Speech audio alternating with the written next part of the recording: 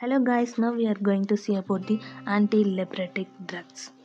Before we know about the leprotic drugs, we should know about what is leprosy.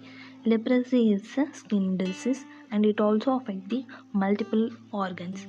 So it's caused by the Mycobacterium leprae and it is curable nowadays if we diagnose it early. We can't cure it after the later stage of deformities and defect.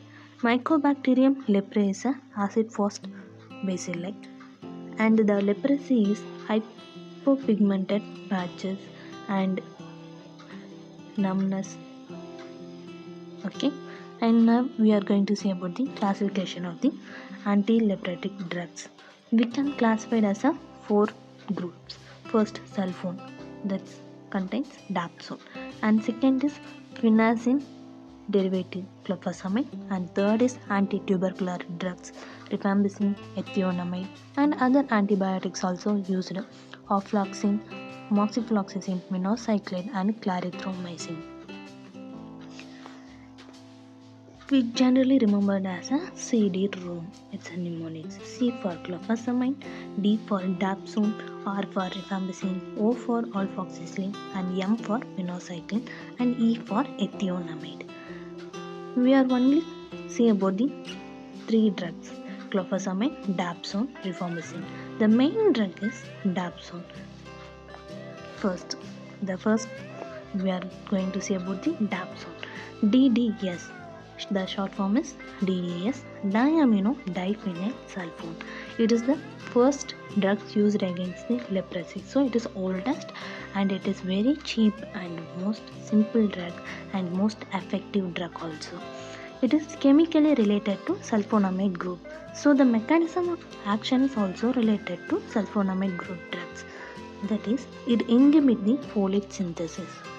And if we use it as a monotherapy, that means the dapsone, the only drug used against leprosy, leads to dapsone resistance, that is secondary resistance. The primary resistance means the already bacilli resistance against dapsone. Okay, and coming to dapsone is also against protozoa and combined with pyrithamine, and it also contains anti-inflammatory drugs. Remember that dapsone resistance is a primary resistance and secondary resistance. Primary resistance means it's already resistance basically present in the body. Secondary resistance means due to monotherapy the resistance develops. Now we are going to see about the pharmacokinetics. It is an oral absorption and it crosses blood-brain barrier. The concentration of the drug is high in skin, muscle, and liver, kidney. It is metabolized by liver and excretion in urine. The T-off is less than 24 hours.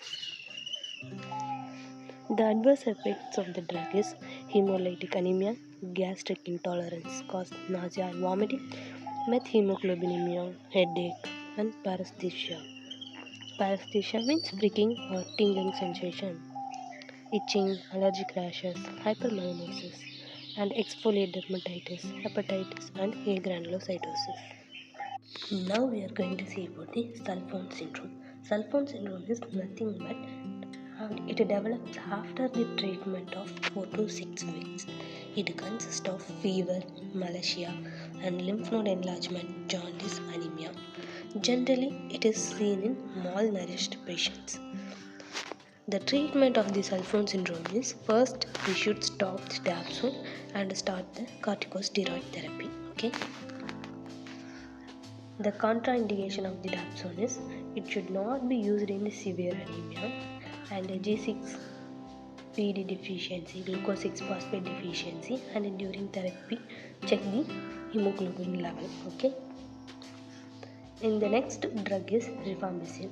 It is the tuberculocidal drug. It kills the bacilli and 99.9% bacteria killed within 7 days. Per day we should take 600 mg. Resistance developed if we use it as a monotherapy and as a multi-drug therapy of the leprosy to shorten the duration of the treatment time and prevent the resistance development.